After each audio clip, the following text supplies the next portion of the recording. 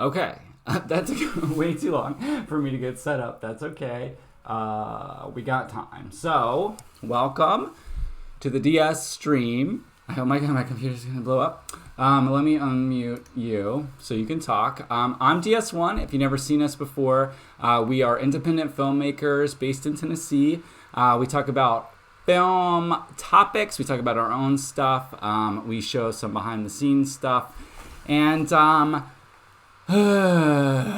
this past couple weeks, we had to basically go back into production for a minute on a film that we thought we wrapped 4 years ago. And so tonight we just kind of wanted to debrief and talk about the experience we had over the weekend, what led up to it, yada yada. So I'm going to bring on DS2, who is my co-host and co-writer, co-collaborator, best friend in the whole world. Hello. Hey. How are you? Doing good, man. Welcome to the new year, I guess. Have we streamed together in 2022 yet? Yes, the from the garage right before we shot. We did the little detailing in the garage. That's right. I forgot about that. It's been replaced by other memories of the garage, I think. Yes. I was going to say, if you want to see us, we uploaded that live stream to our YouTube, which is Dimmer Star on YouTube, where we just spent an hour or two out in the garage getting a few things ready so I could do some final painting on the set pieces that we had built, and got ready for essentially what we'll be talking about tonight, which is that experience. So yes, to answer your question in short, yes, we have streamed together briefly in this the year of our Lord 2022. So, all right. Well, we talked about it a little bit. We had sort of a pre-production stream a couple of weeks back, but I'll just do sort of a refresh here. So, Dimmer Star is the title of our film series. Multimedia. We want to call it a multimedia series, but right now it exists only in the visual. Right. In the film version. Anyway, so Dimmer Star Day 7 is the feature film we are currently in post-production of that we wrote together, that I directed, and that we shot it 4 years ago. And so it might tell you a little something that here we are and we're still shooting on it and still in post-production on it. There are a lot of good reasons for that. There are a lot of bad reasons for that. One of the bad reasons is independent filmmaking is so super fucking hard, y'all. It's very, very difficult, time-consuming. You rely on a lot of favors that people pay you in, and a lot of goodwill and relationships and that kind of stuff. And when you're making a movie of a certain scale, it's easy to burn up a lot of those resources that are available to an independent filmmaker. And once you burn up those resources, you're left with, what's the last and most powerful resource, unfortunately, and that's money. So when you get down to it, independent filmmaking is about managing resources until you actually have to come up with a big chunk of change, which is how studios and big production companies do it. They have access to more finances than what we did initially to make our feature film, which, and we'll talk about this some, which it expanded. It grew both as we were developing it, as we were shooting it, as we were editing it, and now when we're doing the sort of last steps, it continued to grow. So what we're going to talk about tonight is what we're calling pickups, but really there were some new scenes we just ended up shooting, writing and shooting. But it came about. Should I talk about this? How it came about? Yeah, for sure. Okay, so we have a number of visual effects shots in the movie, a number. And a lot of them were done in-house. But it came to a point where the bigger, more complicated shots really weren't getting the aesthetic that we wanted. And I think the aesthetic that we wanted was a bit much. We wanted kind of a Harryhausen, Henson, dark fantasy, kind of grindhouse, kind of not feel. We definitely got the grindhouse part. I don't think that we hit the aesthetic we all hoped to hit with some of those shots. So a lot of the drag on the post-production model that I have set up here is that I just wasn't happy with some of the stuff that we had put out. We had expended all of our know-how on in-house. And so I needed to hire someone out of house, and that requires, as I was saying, a resource that most independent filmmakers do not have access to. But once I did, through this, that, and the other, some personal sacrifice, let's say, I hired this amazing visual effects artist, and I've been working with him for a few months now. He had done shots for us a couple of years ago that I was so pleased with, but then it was just kind of like, we still have 60 shots left. So I brought those 60 shots back to him and said, hey, I can pay for these now, and here's some more. And he said, well, we're going to need to shoot some new stuff in order to get these shots to work. Because essentially what had happened was we shot it all with miniatures in mind. And most notably, there's two items that a lot of the story revolved around. And that was this sacred temple that we put into a lot of shots of the forest. And then there was the machine that was coming to basically eat the temple. This big drilling machine, this terrible device, this leviathan that was eating its way through the forest. I built miniatures of both of these. One of them I spent a lot of care and time on. The other I spent a couple afternoons on. And you can tell that by how it showed up in the camera. So we're replacing those with more professional work than I was able to deliver with my shoebox with shit glued on it, which was the original machine. But in order to do that, I also made some. I was into this little miniature forests, in some foam blocks, and we used that, and we shot some what are called plates, and those are basically elements that you'll use in your visual effects shots to bring it all to life. You put the machine in these types of shots. So that, I'm finally getting to the point, is actually why we ended up going through the trials we went through, because my visual effects artist requested we get some new plates so that we can put these beautiful new machines and temples and magics into those new shots, and we can kind of shoot more so for the composition that we were planning ahead of time.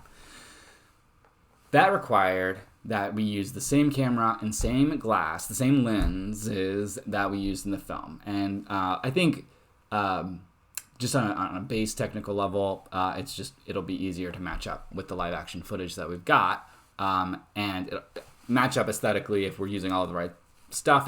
It'll be easier then to color correct the new shots to match the old shots, stuff like that. But another detail of that, just to share this, is that we decided to shoot the film with some Zeiss lenses, which have this really cool triangular aperture. So all of the bokeh you would see, like for instance, the light behind me, if it had a triangular aperture, it would look like a diamond or a triangle. I don't know why I said that. A triangle, like a guitar pick kind of shape. And that goes into sort of the symbols of the film that I won't bore you with right now, but we had to use that exact same lens. I mean, or else we were going to have to falsify that in post, which you can do, but it's always better to get in camera, right? So I decided, since I was having to spend some more, I have to be honest, personal sacrifice, which was getting a little old, I was like, I'm going to get my bang for my buck. We're going to go shoot these plates and get a member of our team what he needs to do a great job.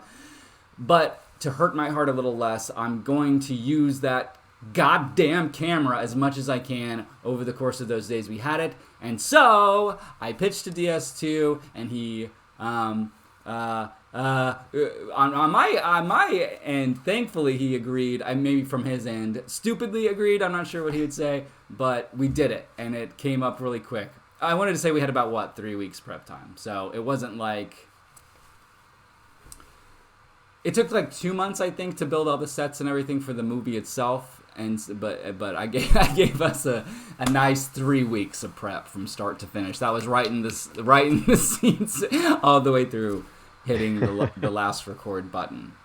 And this scene happens to occur, like the scene itself was not a super pivotal scene for the action of the characters, but it happens to occur very close to like a very important scene in the movie, and it sort of interplays with that. Totally. And so not only is it like a short amount of time to prep for this, it's also like you have to process how is this going to look next to these scenes, which we've seen, in rough cuts over the last 4 years as a certain way. And so how is that going to mix in? So yeah, short amount of prep time and a lot of, I guess, high risk for, how the movie's, or how it functions, how it runs. Okay, I don't appreciate you saying high risk, but I understand what you are saying. I think it is low risk because it will elevate. I like to think, having not edited any of it together, that I have got it figured out. Mm-hmm. But what I think you're speaking to is it going to throw off any of the pacing? Is it going to change any of the moments that we already have? Because like a lot of third acts in science fantasy film, science fiction, sci-fi fantasy. That's what I was trying to say. In sci-fi fantasy films, the third act is pretty heavy on a lot of images, a lot of big effect shots, and just action in general, and a lot of the big action score, which is much more complicated than one might think, and how all of that is put together. So exactly. You're right. I just took offense to it, but you are right in that it could disrupt those things. And on a technical level, in post, it's something I try not to do. But once we're picture locked, I don't want to touch it at all. But there's 3 scenes now that we have to wedge in, at least 3. I might break it up into just other little shots here and there to bridge some of the action. But 3 scenes that we'll need to put in and shove in and do transitions for and decide if we need to score. I hope my composer doesn't hear me say this before I get the chance to talk to him, but we might need to score, or we might. There's a couple cues that we didn't end up using, so I might try out some of those. Reuse cues, you could do Attack of the Clones style, but I don't really want to do it like that. Oh, I just said something bad about Attack of the Clones. Oh my god. What's wrong with me? Did it cloned a bit of the music and reused it? Is that what it did? We'll say it was intentional, not that post-production on that was a clusterfuck. It wasn't a clusterfuck, it was just very, very complex. There's so many effect shots. Look, I gotta go into apologetics mode. It was very complex. No movie had ever been made like that before. And John Williams, I don't think really enjoyed the process. I have to be honest. He was like, "You're chopping up my master work here." I don't want to do that. I want every cue to be new and fresh across our epic 80-minute film.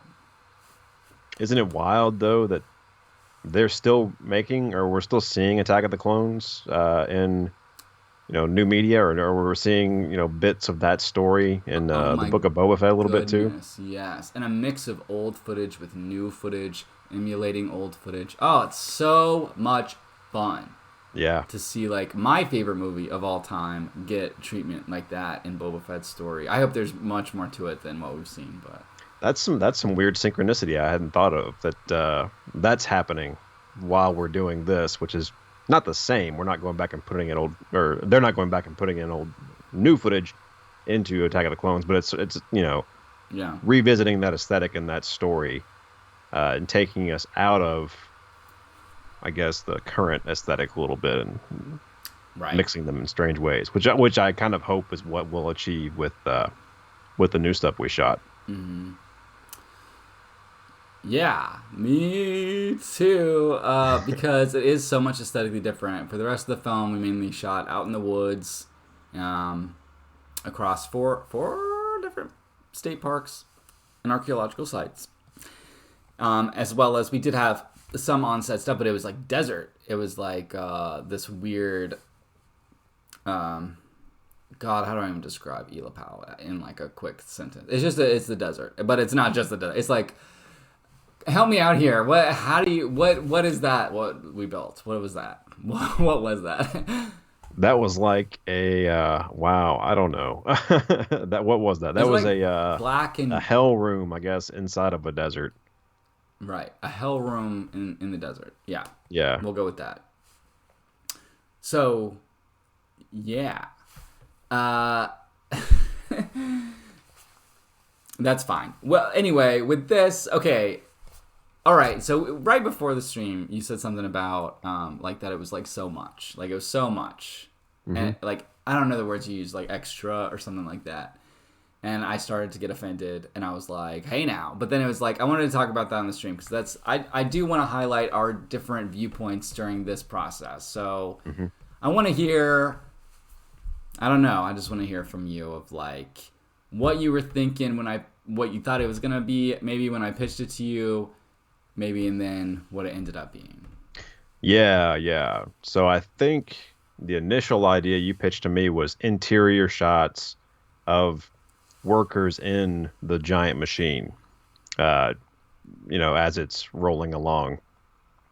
And so my mind just initially went to like not even a sustained story, not even like characters who are really sustained all that much.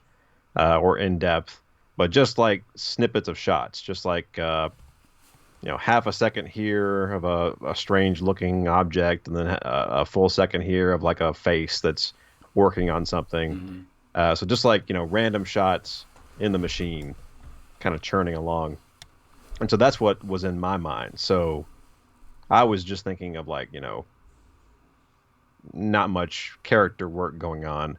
Except for just the aesthetics of what these workers will be doing inside this strange machine. But then, like, we developed the ideas further, we found these opportunities to add depth to characters and thought it'd be more interesting, I guess, to show, like, a sort of mini storyline inside of these inserts. And, it's not connected really at all to what we're seeing in the movie, except that it's reaching back to some backstory, I guess, or it's reaching back further into the narrative that we don't see. I don't know. Does that make sense? Yeah, totally. And I think based on like, okay, yeah, we were talking about inserts, essentially just pulling levers, pressing buttons, hard work, just business. But then I think I came to you and it was like, I'm having trouble storyboarding any of this, coming up with shot ideas. And so we talked about then adding the structure to it of, okay, we really want to give these characters an arc in each scene like we would any other character. We want to give the scenes themselves arcs so that there are shootable human beats in there of, we're flipping switches, but we're flipping a switch, and this is what our heart is doing when we're flipping the switch, and this is how I'm interacting with this other person who maybe I'm not agreeing with, or they're on a different tract than I. So, right, it went from sort of an interlude to we're actually going to just go ahead and introduce some new characters here, and I haven't edited it yet. Just forgive that.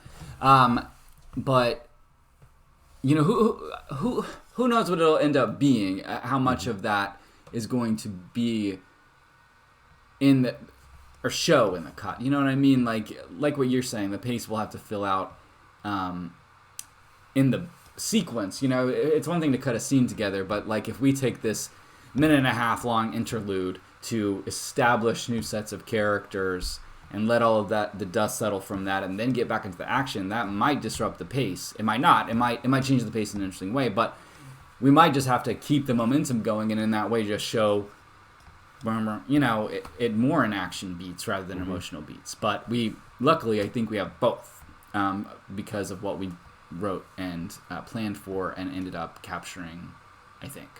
Yeah. So we had that flexibility to go fast paced or slow paced. So I just want to take us through chronologically, maybe, of like, okay, this is what we started with. I think this is what I pitched to you. There we go. A sketch, right, of just the interior of this machine. And we wanted to do it in the garage, and I wanted a particular lighting setup that I thought would be easy peasy. And that did not manifest in the way that I thought, although it did manifest. I want to say it manifested it. I believe I got the aesthetic that I want, but to get there, I think took a few twists and turns. For one thing, we had to get way more equipment than just a camera and some lenses to get this whole thing to read. For another thing, the skies opened up and delivered a lot of snow to our area and put the whole thing into a tailspin. Another thing, we lost some casting. So another thing, I'm just saying the hurdles started to arise the closer we got to the date of just in what our minds was, or at least in my mind, was a very controllable, small scale. The less crew, the better, in my opinion. So we're gonna just do it micro scale, get a few shots, and then go home. Or I guess it is my home, so we'll chill at the home. But it became quite harrowing, I think, just as we neared it and realized just how remembered maybe how much elbow grease it takes to do stuff like this, and also not having some of the usual support we had because they were either on other jobs or doing other things, not interested, who knows, out of state, or snowed in, who knows why. But we decided we're going to do it as skeleton as we could, and those skeletons sit right here. And DS2, you also were convinced to be in it, right? Yeah, with my face this time. Oh, right. Yeah, right. We should hit that because you're in the, this is you're like what, fifth part, you're actually in the movie. But it's been various body parts. Yeah, hands and no. Maybe something else in there. We'll see. No. Who knows? We might lose our see minds DS2's entirely and just go full hog. You said it, full hog. Let's see that full hog. Captain Coleslaw's full hog. Oh, that sounds like a good restaurant name for Gremteco. Yeah. Anyway, I lost my train of thought, but yeah, you were. Oh yeah, right. You were in it with your face. Actually, like, there's just two key characters. So it was you and my partner. Actually, stepped in at the last minute. Really did us a solid, and you both did really great. Like, I can't get over it. And I think we had as much fun as you can have on a film set, or at least one of my film sets, because it's a lot. It's not chill. It's we have 45 setups and no time to do it, that kind of a thing. But that's okay. Are you ready for your surprise? I am. I can't wait any longer. It'll give us more to talk about. So I thought today we would just look at some of the shots. Oh, cool. That just right out of camera. Let me adjust this a little bit. Here, we'll just do it, the full thing. So we can see right out of camera. So I'm going to walk us through maybe some of the issues that went into this, some problems that we had to solve, and also some things that I don't know, people might not be aware. People, you're just watching something, you're seeing it processed and colored and cleaned up. This is what something might look like right out of camera. You have to do something that's called shooting flat. I think we shot maybe a little too flat, but that's okay. And that helps with the color timing process. So it gives a little bit more of a control if you don't give it any kind of oomph or boost when you're shooting. So you don't want to do anything to the shadows or the highlights. You just want to capture all of that raw in camera and then do all of you're processing in post. So that was a choice. I can walk you through the setup just a little bit. What they're standing up against is a 12-foot silk that we lit, and we've just got the set right in front of them. Most of the shots are pretty close up, so what we were seeing on the edges of the frame didn't matter so much, but you can see in the wide here that we did have to flag off some of the garage when it came to the set, and the reason we did that is because we're going to actually put something back there a little bit. This is going to be out the window. We're going to be seeing trees sort of roll by as the machine marches toward its destination. And so that'll take a little bit of post work on my part. What say you? Here you can see DS2 and DS3 in character, in costume. Yeah, that's weird to see from that angle. Yeah, because you didn't get to see pretty much anything that day. Yeah, not really. One of the examples of us deepening the characters a bit was we gave my character a strange little eyepiece. And so, yeah, there you go. So whenever I kind of wanted to look at a shot, I had to adjust that. But yeah, it looks awesome. Looks very strange from this side. Yeah.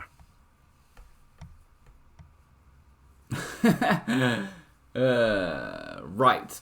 So what we'll probably end up doing for shots, we only really had one.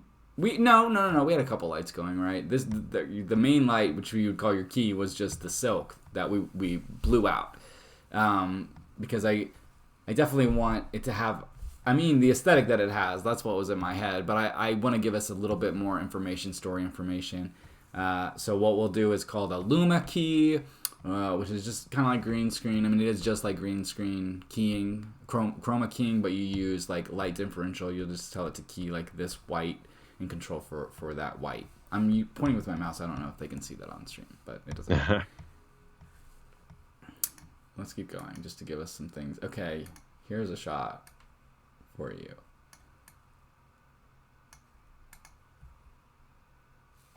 The lever. Did you get to see this one?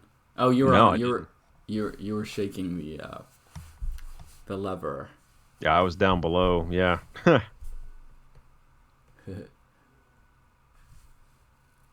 So, what was going through your head like while we were doing? Because we had to shoot basically 3 scenes back to back, and an interesting part of that was that because of the set, and we could only really shoot in one direction toward the silk, we had to orient the actual set around the camera, if that makes sense, to give it a little illusion of being basically the corner of the bridge versus just one window of it. So we had to shoot like the 3 scenes with that, and then had to shoot the 3 scenes again with a different setup. So what was that like as a performer? That was hard to keep track of. Harder than I thought it would be, because it was like we put like I chose certain markers in the garage, and I said, okay, that's a tree that we're driving toward. I can envision that we're moving toward that. But at a certain point, we had to shift the set around, and so the front window that I'm looking out of suddenly is over here, and I have to sort of reorient and choose new focal points or whatever to imagine where things are. And really, I thought it was like it was hard at first and kind of frustrating, but it occurred to me at a certain point, this is probably what my character feels like, because this is a stressful situation for him, trying to orient and keep things, different geographies in his head straight and that kind of stuff. So I think it helped me get into his mindset a little bit, and I don't know, add some confusion into the looks on the faces that was probably genuine in some of those shots. Mm-hmm. Yeah. I definitely felt the pull of confusion from both you and DS3 a couple of times. I did not meet that with perhaps the understanding that was required, but we got there. I did want to point out on this shot. First of all, you can really tell the flatness, I think, with this shot. And I think if you can sort of if you can imagine the shadows here becoming much darker, the whites becoming much brighter, I think you can get a better view of what it'll look like ultimately after color correction. And you can also really see the bokeh, that purple bokeh in the background, the aperture shape that I was talking about with those lenses, which I think is so cute. It gives it a triangular bokeh, and that, like, I don't know, I just think that just tickles me every time. I still remember the first time our director of photography showed me that, and I was like, that's so cool. Can I ask you, like, why? And what he, like, repeated back to me something I had said to him months ago about a kind of a small, not a small symbol, a small but important symbol in the dinar. That if you remember, Solas had those hangy things and they were like diamond shaped. They were like gold diamonds. And I guess I had talked to him during development about that diamond shape being a part of their aesthetic, and I always wanted to kind of remind people of the dinar in that way. And so in part of telling that story, he chose those lenses based on the triangular aperture. That's very cool. I didn't know that. That's so cool to me. Yeah. And the kind of filmmaking that really sets me on fire, man. And when the artists I'm working with are like making those kinds of decisions and upholding all of that little stuff we want to get in, oh man, it makes me so much even more manic than I am typically when we're doing something like this. It's just like, oh man, we're firing on all cylinders here. I think is the phrase. That's why those details are so important, and it's important to, flesh them out early so you can just have those conversations where it's not like you're saying, hey, DP, give me triangular bokeh. It's just, you share an idea about the world, and he realizes, oh, we can achieve that, or we can do something subtle with that to hit that theme. That's really cool. Right. Exactly. Because I guess it wasn't that I wasn't aware. I for sure wasn't aware that you could do triangular bokeh, but I knew that you could have this, that, and the other based on like filters. I was unaware that you could just get that baseline in the image, like that when it was stuff out of focus takes on that shape. Oh man, I was so excited by that, and I continue. It's a little less exciting when you have to do that in like post production because it's hard to replicate that kind of a thing, but it's a lot of fun when it actually works and it looks in camera like this. This is one of my favorite images I've ever captured, by the way, if I can just be transparent with you. Hey, just what's the construction of that prop? Oh, that's a rake. That was just in my garage. If you have ever seen any of our other videos, like behind the scenes videos that we're putting out on YouTube, you would know that we are cheap and don't like to spend a ton of money because we can just use what we got sitting around. Would you know that's a rake? I wouldn't know that's a rake. It's a rake. Yeah. It's just a straight up rake that I painted and glued some rope to, honey, and I got a whatever that's called, that handle thing. Indie filmmaking, that's what I'm talking about. The resources we talked about, rake is a resource. Let me talk about this one. I should have processed it a little bit so we could see it, but this is my partner, and he did so good, and I have to call him out. He really did some great acting, I think. I have a really specific thing I look for in performers, and like, I know he was freaking out about it. He was like nervous. He wanted to deliver. He was willing to do it. He really did it, and I just wanted to celebrate that on stream. He had he needed a lot of like athletic moves to fulfill his role. I got to just stand there for the most part and not move a heck of a lot. But right. Yeah, DS3 had to move around a lot. He had to put his body into it. Yeah. Mm-hmm. I think I have a couple of him just because I wanted to be immoderate with my praise of him. Plus, I think it's a cool shot. Yeah. Isn't it weird how much he looks like George Harrison, though? Isn't that so strange? Mm-hmm.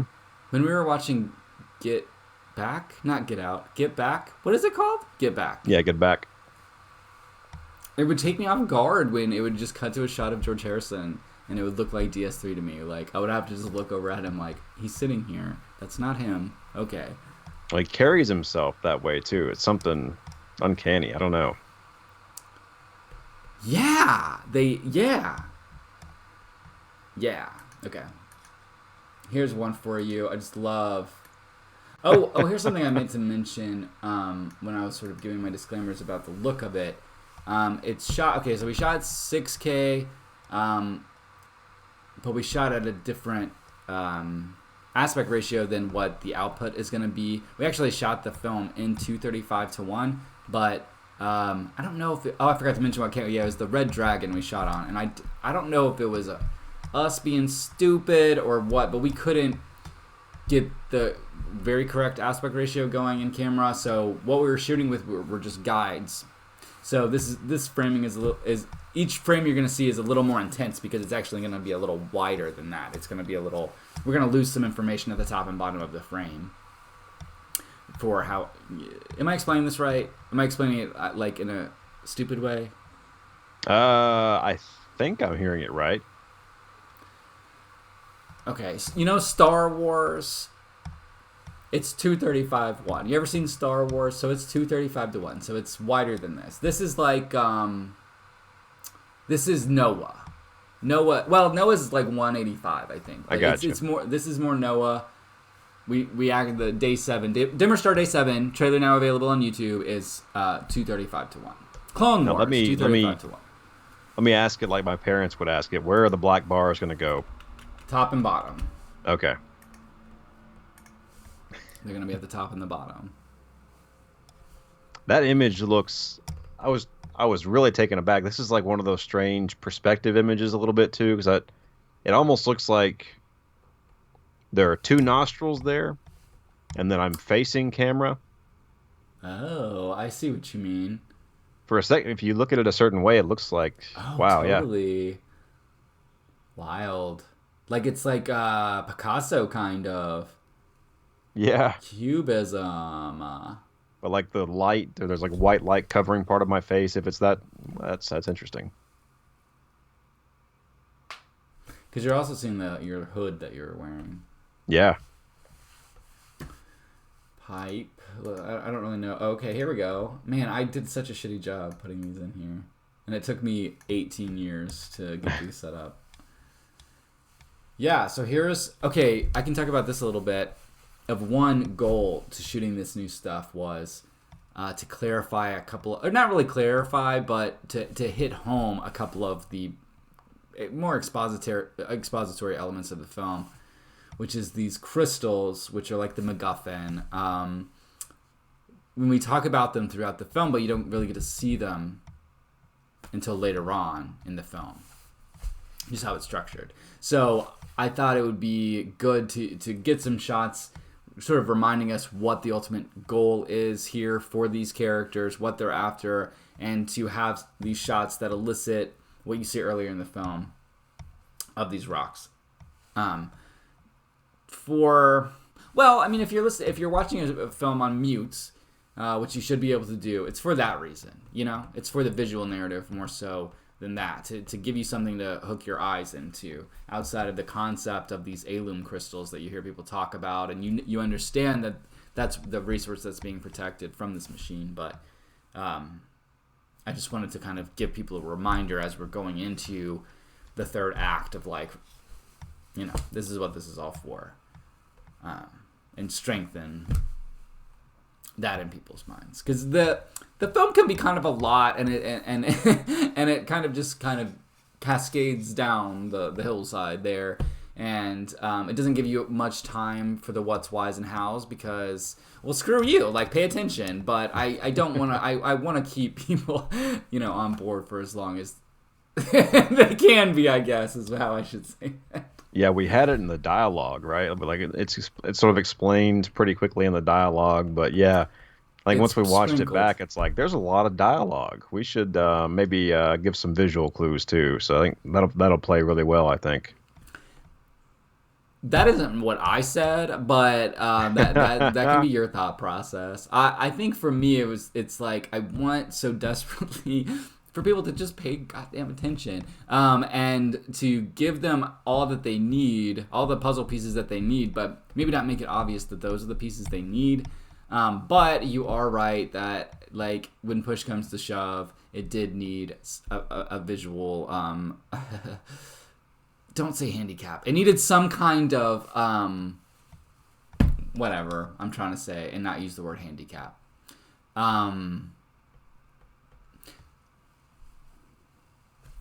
It needed help. Let's just say that. It needed some more hooks in there for people who were handicapped. No, that. I just wanted to say what I was trying not to say so I could stop trying to think not to say that. I'm joking. It's just, maybe people don't actively watch movies that much anymore. I don't know. I'm just throwing it out there. So people like that, let's throw them a bone, or in this case, a rock, and maybe they can keep up with the sometimes brutal and mean pace of the movie. It's trying to actively lose you. And some people say that that's not the greatest way to make a movie. Some people say that it's alienating. I don't say that. Some people. Here you go. Here's Terry Gilliam at his finest. Oh boy. Man. This is one of my... Again, we captured some of, I think, my favorite shit that day.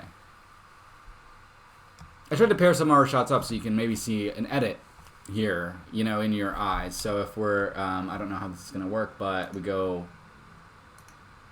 you see that? Because he's looking at the crystal. We can kind of see an edit happening here, right? Yeah, for sure. Yeah. What say you, he who wore the eye?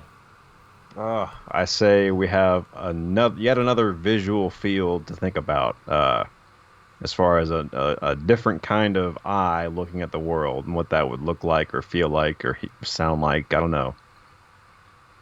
So it's just like, what's his sense perception right now? You said something like you reached for something and you missed it. Were you fucking around when you did that? Or you like legit were having problems with your depth perception? Oh yeah, for sure. It was difficult. Yeah, it wasn't so bad like at first.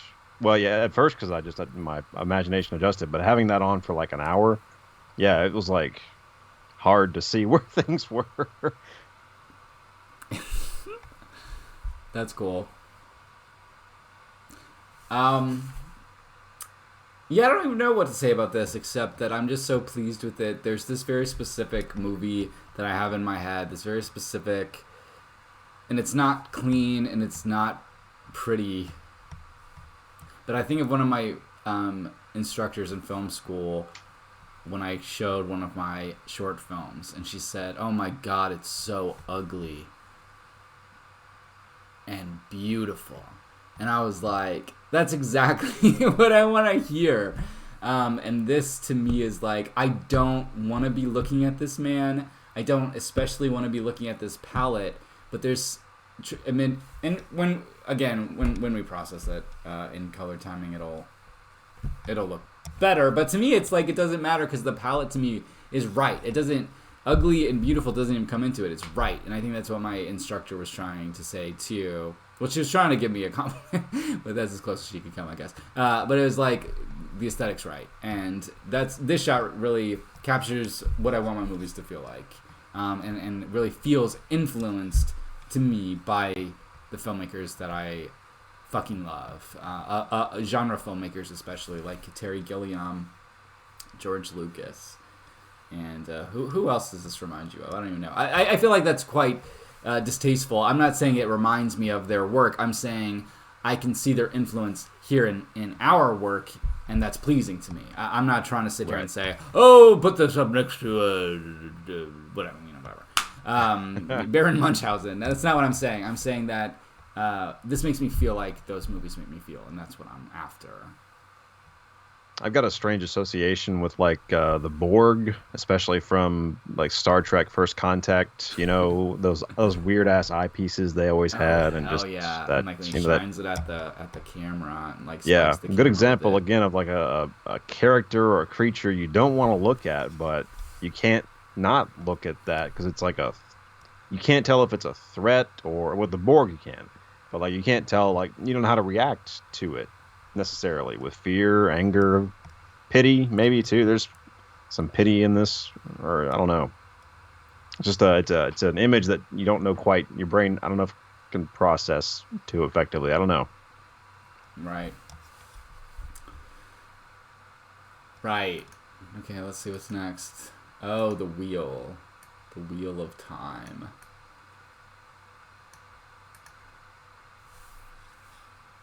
This is just me being, again, immoderate because I just loved this wheel on camera. I don't know why. I was so intrigued by it. I think I got the most footage of this. And DS3 legit was just for just so long that he ended up like bleeding because he's just. And I was like, keep going. I have another photo of it because I just want to get across that like, I was just so into it, and I don't even care if you like this or not. But this is my. It's just a wheel. It's just a stupid hose thing. What are we doing here? Hold on. Let me make some adjustments here. Okay. Yeah, that's just the wheel again. I stopped myself from having 3 shots of the wheel. Oh my god, if I have another shot of the wheel, I'm gonna kill myself. I don't think that I do. No, I don't. Okay, so I went to another shot. It's the speaker box.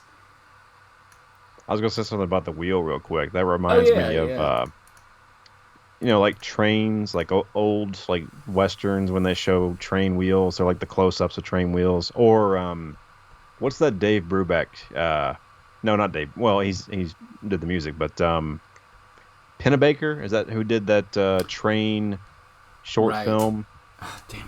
Don't ask me what it's called because I always get it wrong. Yeah, it's like Daybreak Express or something like that. I show it a lot to my students. Mm-hmm. But that when he takes the camera underneath the train and just you see the wheels just turning and sparking and stuff and just how kinetic that feels. Yeah. Ooh, we should add some sparks to this. Here we go. Now we got to do an extreme close-up on the spark and detail exactly what that would look like in that atmosphere at that elevation, where they're going to be, what spirit is attached to the spark and how that would manifest. That's a whole film right there.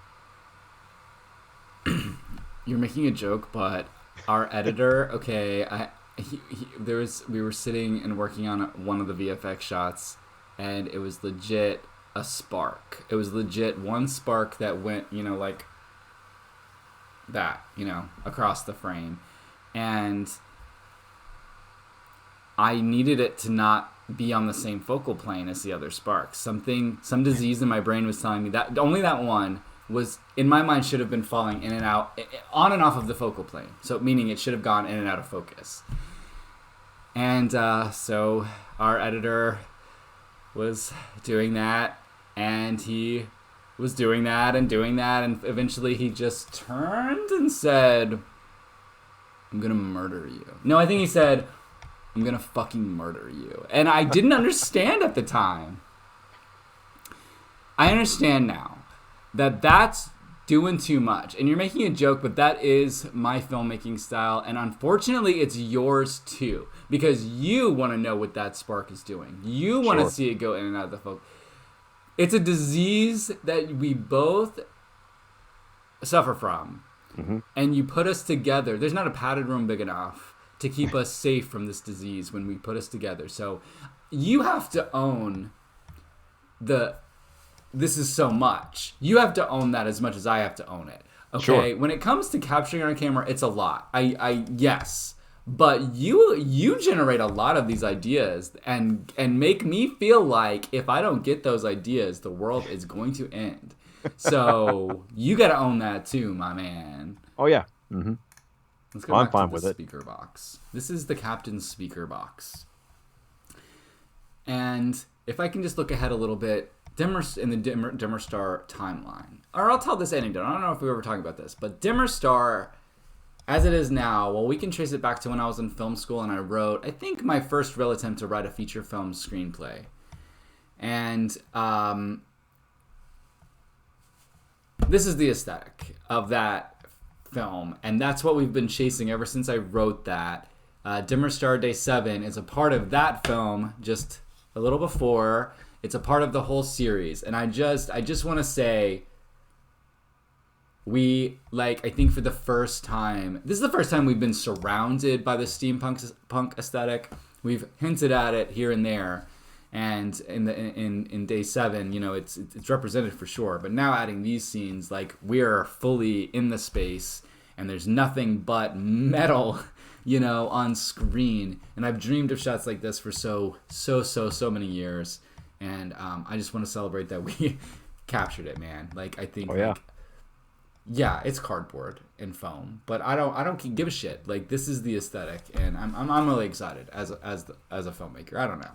That was another contributing factor to the pressure, I think, of just like, this is the like you said, this is what the world is, because the environments in day 7 are exotic, right? They're rare. They're not those environments that in the forest and in the desert are not the common environments that we're going to be seeing a heck of a lot of in future media.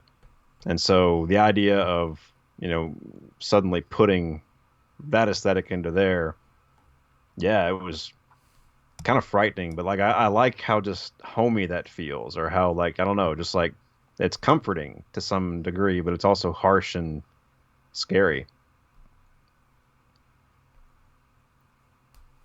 That's cool. One thing that struck me is you and DS3 both shared this similar thing of feeling pressure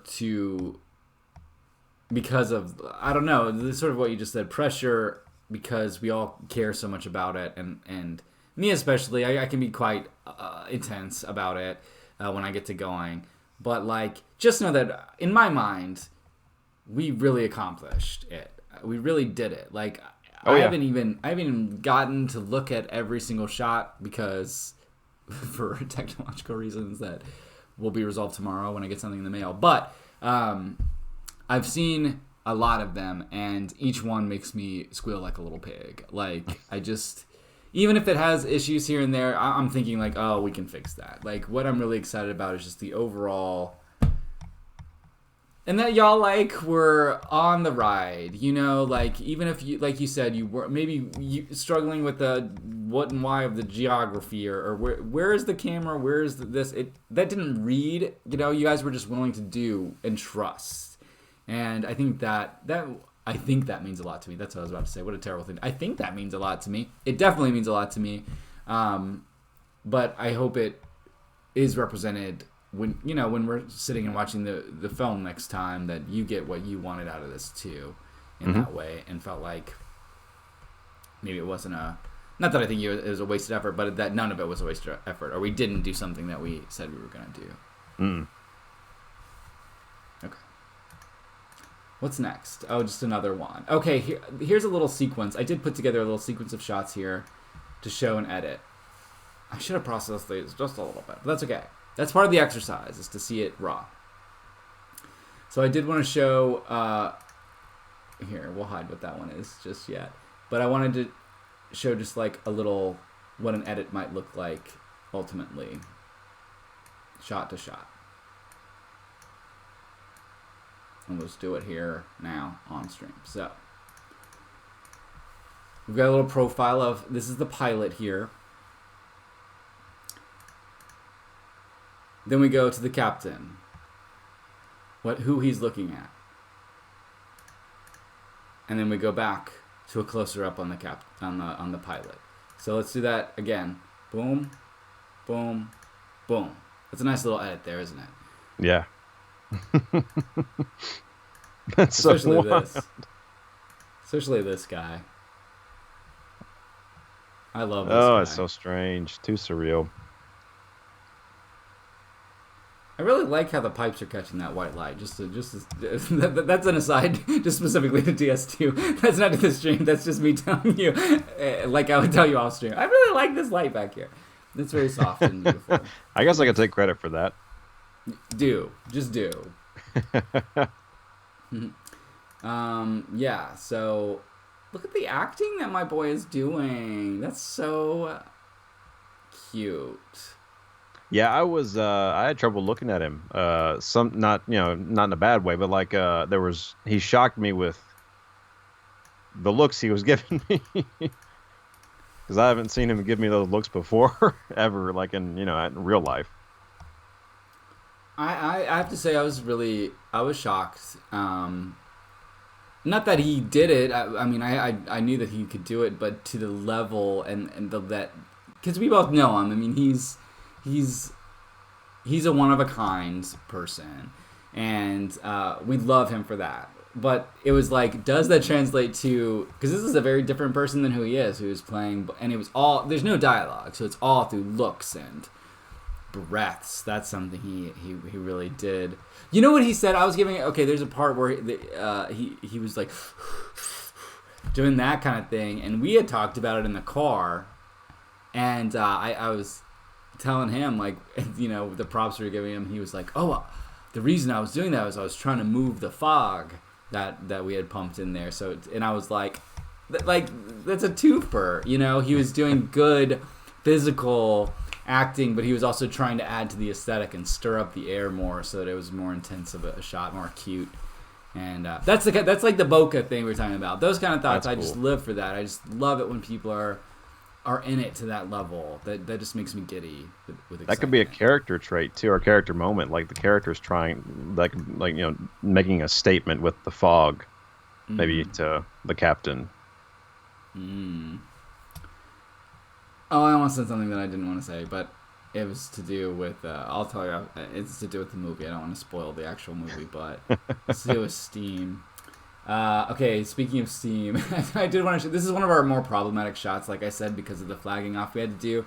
But I just wanted to show how much the aesthetic changes when we start pumping in new elements. You become much more silhouetted because it ends up flagging off some of the residual light that was kind of bouncing around in the garage.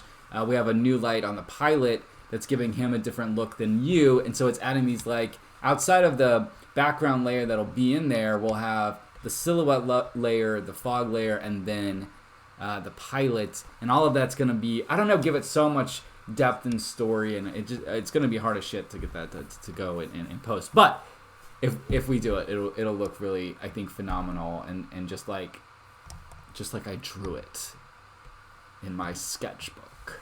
Cool. Oh yeah, okay. So we talked about boring plates. I did want to show how boring a plate is. So I grabbed one. Here's a plate, everybody. Wow, how fantastic. We can talk a little bit about the next day after we shot the garage stuff. Yeah.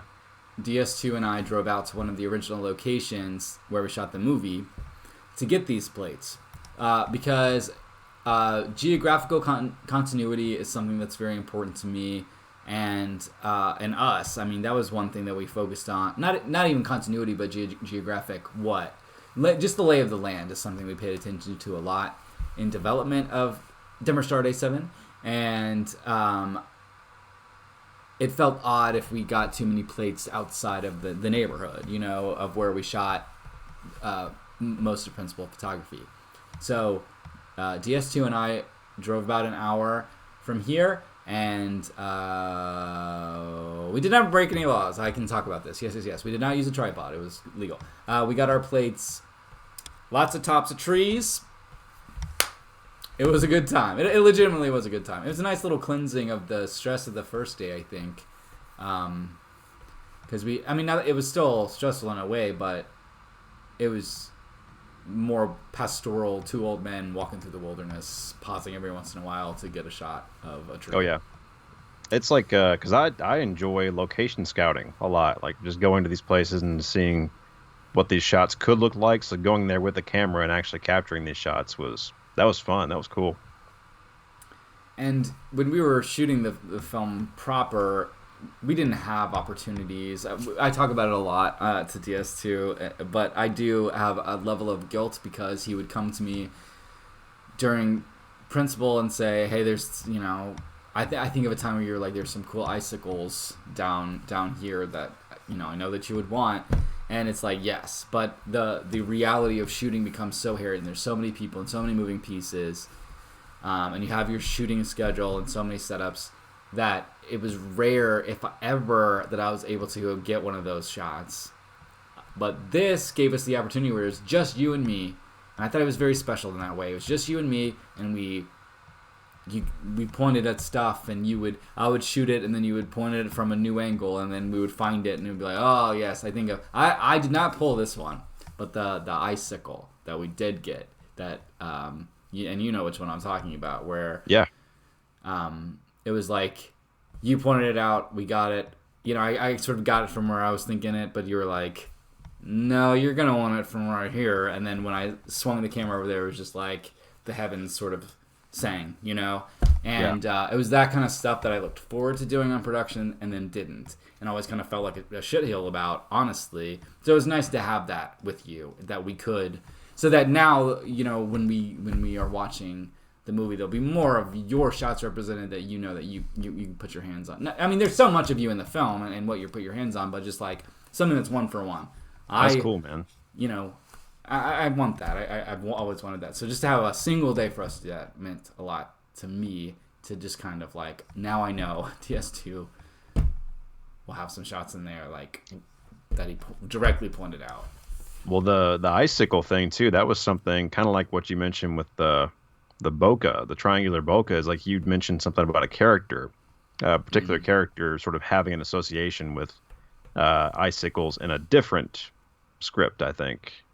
But it's a character that appears in Day 7, so yeah, just finding those and like seeing them, because like at the place where we shot, it was inaccessible really to get to the a good shot angle of the icicles that were there. But yeah, this weekend we got lucky. I mean, I think the snows really helped in that regard. Or this past weekend, I should say. Right, to give it a certain look. Okay, let's stop looking at this ugly plate. I do have one of our inserts that this is my favorite insert, that beyond the icicle, but I wasn't going to show the icicle. But I just want to juxtapose the difference here, and like I think the excitement you can feel as me, the camera operator, between this. I mean, this is like what we needed. It's also not moving, so you don't see what the plate actually is. But like that is a needed thing versus like this is me playing, But I can feel so much excitement for something like that. So it's like we had to balance out the technical, which is not my mind. I don't look at a film as like gathering pieces, to put together later. I think it's much more spiritual in the moment of what you're looking for, and so it's hard to feel spiritual about a plate. I tried to get there, but it's harder to do. Because also it's like, I hope I'm getting the right thing. I hope I'm, all my settings are right, because it's so different than shooting. Because, here's something I forgot to mention on plates. So what's actually going to be in here is the big machine that we've been talking about this whole time. So it's going to be put in here behind these trees, trundling along, eating the forest and stuff like that. So one thing you have to do when you shoot stuff like that is you have to shoot at a slower frame rate to give everything much bigger look, because if you're shooting trees saying you're doing a handheld, well, that's going to look like this. But if you've got double the frames there, it's going to have bigger movements to it. It's going to go with the scale of the machine and all of that as well. And otherwise, it's going to belie the difference. It's going to just look that much off. So that's something I wanted to say. But that kind of stuff makes it a little less fun and a little less spiritual for me than, let me just get a shot that is in my head right here and now. And while I'm shooting that, I'm thinking where we can put it and story-wise what this might mean, versus just a coverage versus like, this could be a symbol, that's more my style. So to finish off, we've got I just liked this shot. I just wanted to be on this shot. We're gonna go full frame here on this shot while we talk a little bit more.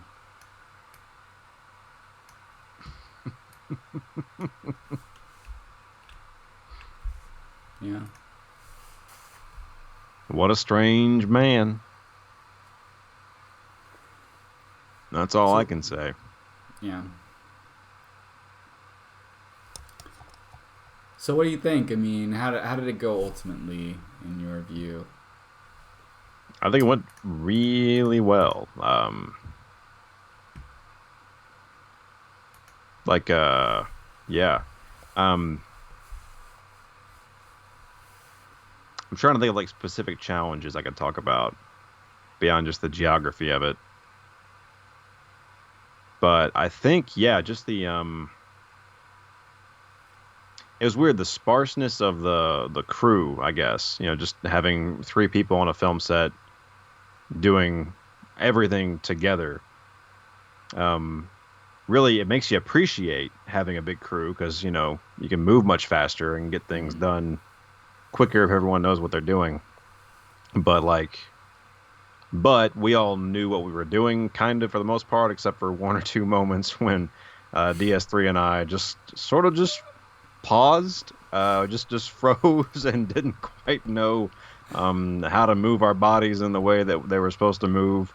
Um, that happened a couple of times, but overall, I think we moved well as a unit together and did some, you know, not easy things. I mean, we were changing lenses and changing tripod heights and stuff like that, which sounds simple when you have one person and that's their job, or two people to handle the camera, that kind of stuff. But when we're handling the camera and then getting in front of the camera and then moving set pieces and that kind of stuff, that was like a I think we did well overall. Not to toot our own horns, but I mean, I think we got stuff, got weird stuff to show. Yeah.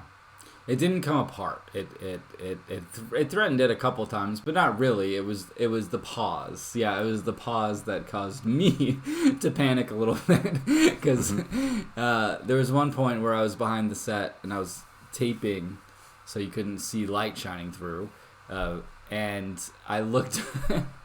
I looked. I don't know. I don't know if I was actually taping. I just remember being behind the set doing something like that. And I looked over at y'all, and it was just like nothing was looking back. Both of you, it was just like cardboard cutouts, and it was just like, oh no, oh no, like I need I need y'all to know what we're doing. But we got there. I mean, that's ultimately the responsibility of the director. I understand. Everyone needs to understand what's going on. If they don't, you do have to pause and you have to say, okay, here's what we're doing. Here's what we're imagining. Here's the miracle we're trying to manifest right now. It's much different than the miracle we were trying to manifest 10 minutes ago, and it'll be different than the one we're going to do 30 seconds from now. So it can be a mind fuck. It really can be. But it's a lot.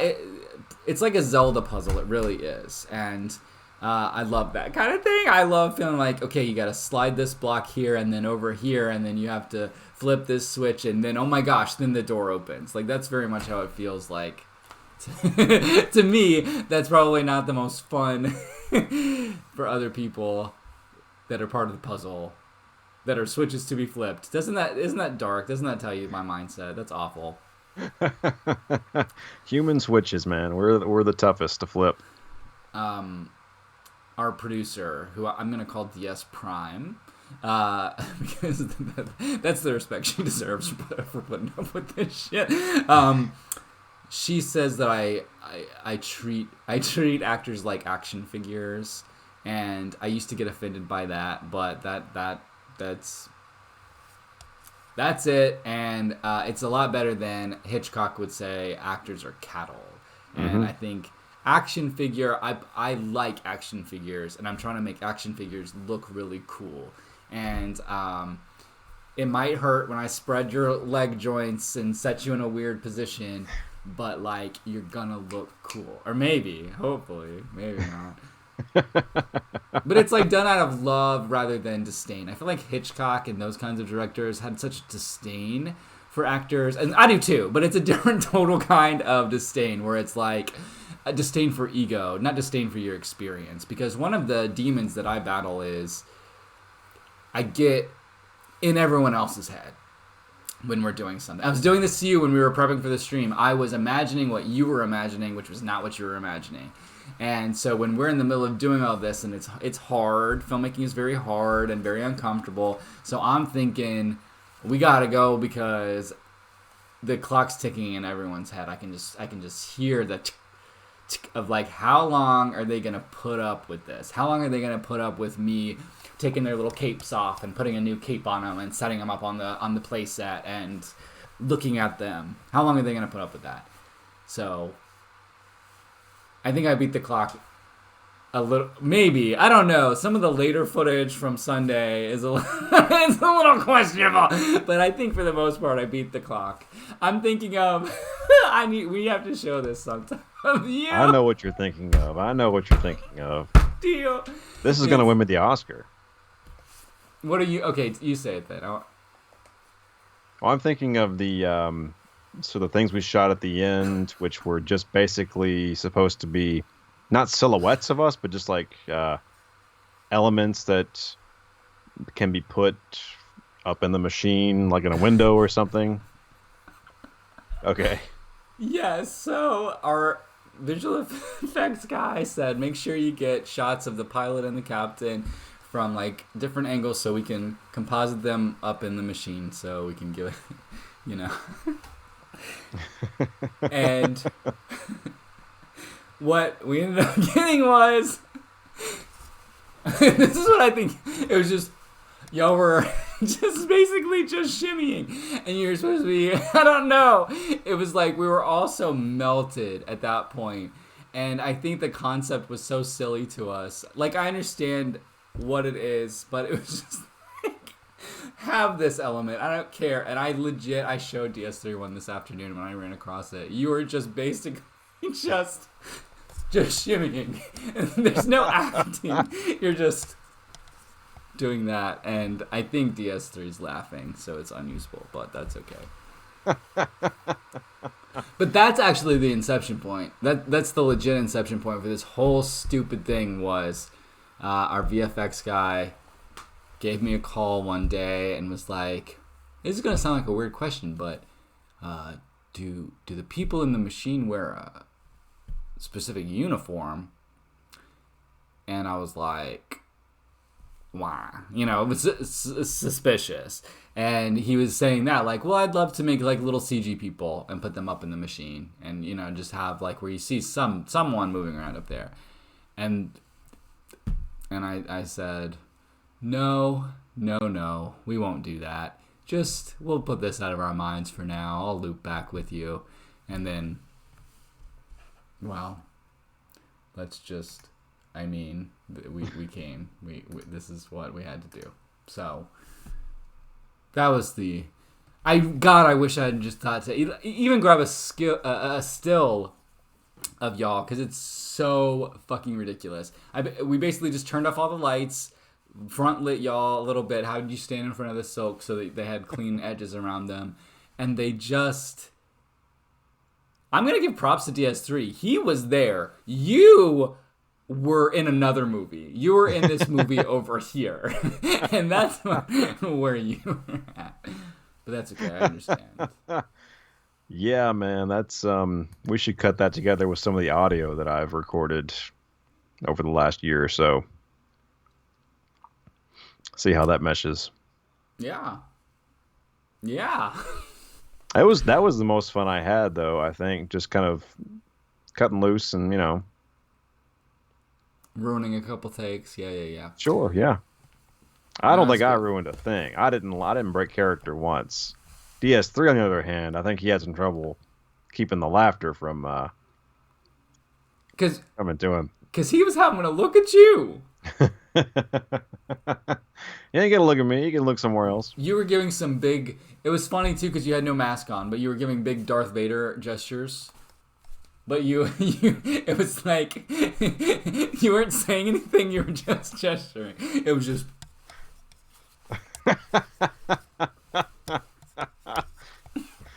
Yeah. Well, there you go. And DS3's over like, what the fuck are you doing?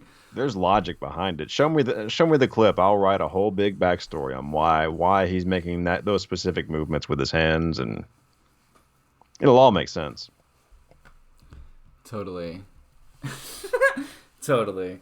Well, I think the only thing we didn't really do was that we planned to do was DS3 talked about doing a GoPro so we could have just like time lapse of us doing it, And he lamented it. I lamented it. DS2, you did not lament that. And why? Why didn't you want there to be a GoPro there? I wonder. I don't know, man. Just that's a second set of eyes or something. That's just something I'm considering. Because that was one thing. I think one reason why I kind of lost it with those shots too was just. I mean, I'm picturing where the frame is. I'm picturing where the camera is relative to my body, and so my body is trying to reach that camera or reach Totally. that perspective. I think so. I don't know. GoPro might have. It's an element. I don't know. It's an element, another consideration for the brain to keep a picture in the head of what we're doing. It would have affected your reality in some way. That's cool. That's cool. Well, I think this was a really good little debrief. We haven't really unpacked it all outside of when we were driving and missing our exits, every exit, because we were talking so much. That was an ongoing theme this weekend, was DS2 and I just ending up in places we didn't expect to be because we were just shooting the shit so hard. But shooting the shit so hard, that was disgusting. If you want to see more, we have, like I said, our last live stream was done from the garage when we were doing some tune-ups to the set. So if you want to go check that out, we posted that today over on our YouTube page. We're going to try to stream to YouTube. I think that would be fun to try to figure out, because Twitch ain't doing it for me, man. That's okay. You should head over there. It's Demerstar on YouTube. We've got we've got some things there now, man. And it's really not streams. I don't even list our streams anymore. It's mainly behind the scenes. It's how we put things together. DS2 has some really awesome deep dives that he does on different topics. Some of them about Demerstar, some of them, I mean, they are about Demerstar, but it's more to do with your research and the mindset we need to get into to tell this kind of art. But Kenneth Burke, your video on that. What's the other one? Borges. Yeah, Borges. What? Say it. I can never read it. The name of that story. Talon Ukbar Orbis Tertius, I think. Go watch those. Those are so interesting, and some of my favorite videos we have up. We have a new one up of him translating some lines of dialogue into Don, which is the constructed language DS2 did for the Demerstar universe. Very, very interesting. Pretty much any video he does is one of my favorites, because it's not has anything to do with me, so I can actually watch it. There's some weird videos we've made specifically for the stream that we have listed there, including some of our favorite little guys from the movie. Anyway, we've got a lot of content, and you can also do this mainly. Watch the trailer for Demerstar Day 7, because that's what all of this revolves around. That's where we're in current production on. That's what our future, past, present, days of future past, whatever, contains. Demerstar Day 7. Thanks so much for joining us. I think next time we are going to try to do another stream from the garage. This time, dismantling the machine. So we'll see how that goes on a technical level as well on a spiritual level. But for now, we'll see you next time. Thanks so much for joining us this evening. Goodbye. So long.